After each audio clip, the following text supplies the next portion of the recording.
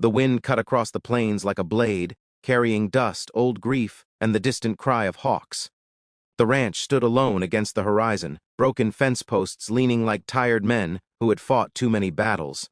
This was not land that promised mercy. It tested men. And the man who lived there had already been tested more than most. If you love powerful stories like this, stories of sacrifice, honor, and fate, make sure you subscribe to our channel right now and share this story with your friends.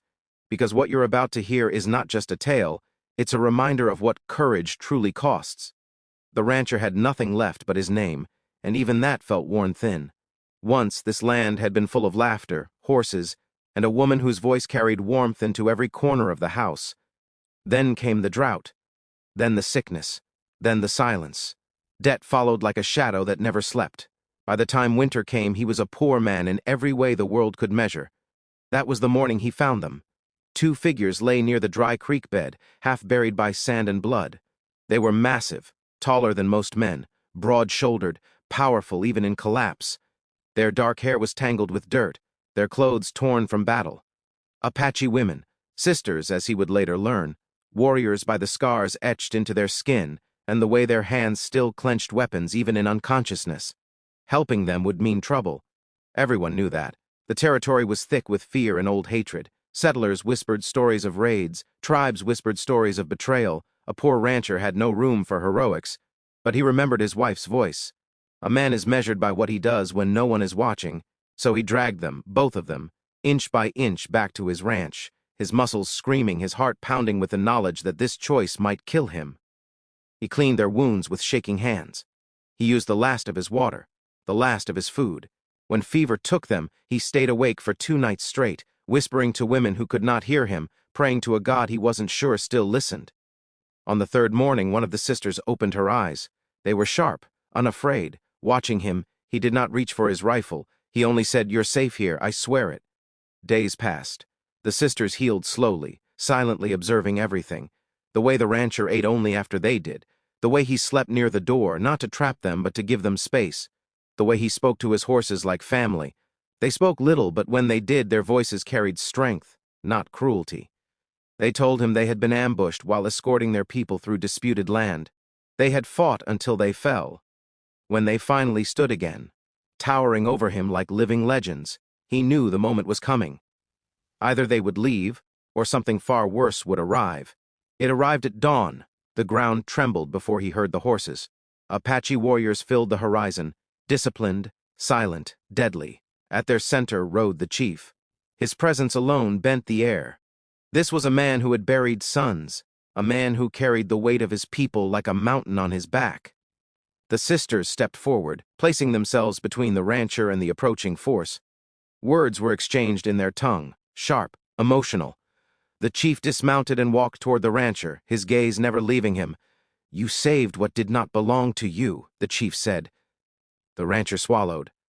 They were dying. The chief studied the broken ranch, the empty fields, the thin horses. He saw the truth. This man had given everything he had. That night, a fire burned in the yard. The Apaches stayed. They listened as the sisters spoke of the rancher's kindness, his sacrifice, his refusal to demand anything in return.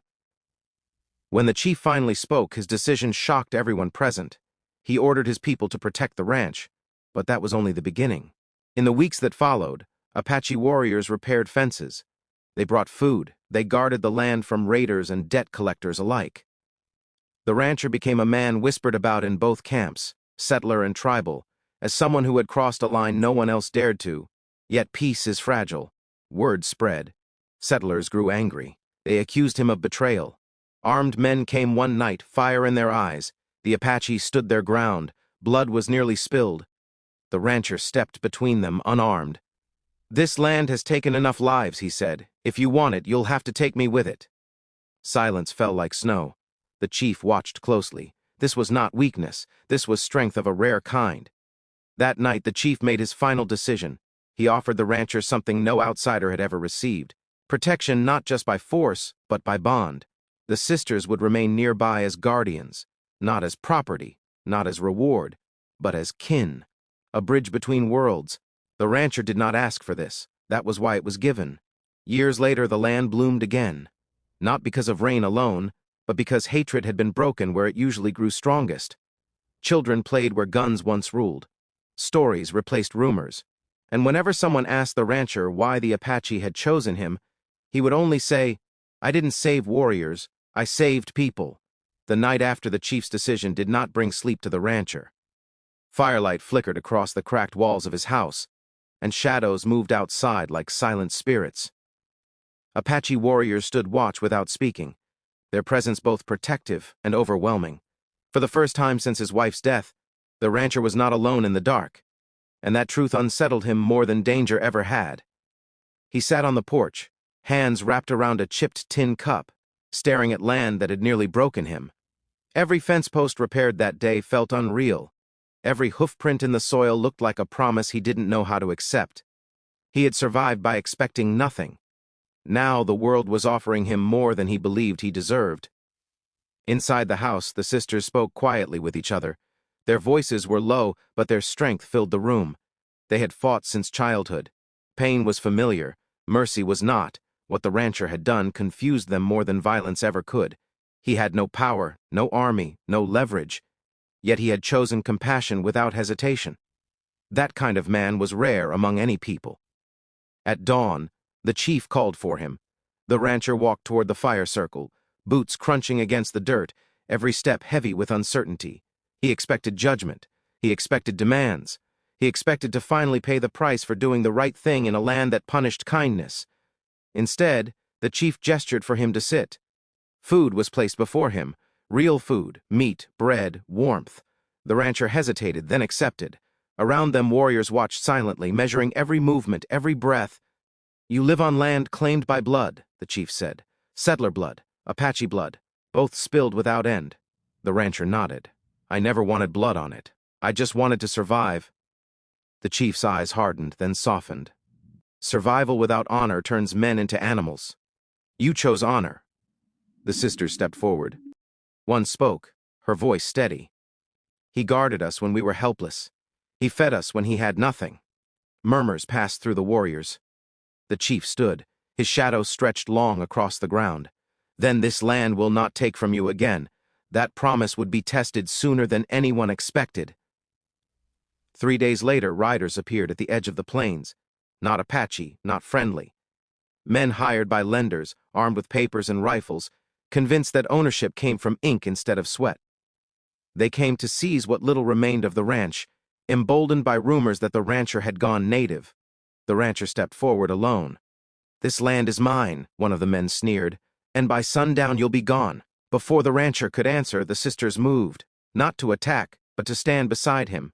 Silent, unyielding. Then the Apache warriors emerged from the hills. The lenders froze. No arrows were loosed, no guns fired. The chief rode forward, his presence crushing resistance without violence. "This land is watched," he said simply. The men retreated. Fear spread faster than fire. From that day on, the ranch was no longer just a place of survival. It became a symbol. Settlers whispered. Tribes observed. Some hated it, some hoped. The rancher worked harder than ever, not because he feared losing everything again, but because now his work meant something beyond himself. Apache hunters brought game. He shared crops when they grew. Children began visiting the ranch, laughing where silence once lived. But peace never comes without a final test. One night, gunfire echoed from the valley. A settler patrol clashed with a rogue band seeking revenge. The conflict threatened to ignite a war no one could control. The chief arrived at the ranch before sunrise, his face carved from stone. "This ends now," he said. The rancher understood. He mounted his horse and rode Wit. Not as a warrior, but as proof. He stood between both sides at the valley's edge, raising his hands, his voice carrying across hatred and fear. "This land has buried enough sons," he shouted. "If blood is spilled today, let it be mine." Silence followed, then weapons lowered. The chief watched the rancher closely. In that moment, the decision he had already made became unbreakable. This man was no longer just protected. He belonged, and the sisters, standing behind him like living shields, knew their lives had crossed into a future none of them had imagined. One forged not by strength alone, but by a single choice made beside a dry creek bed.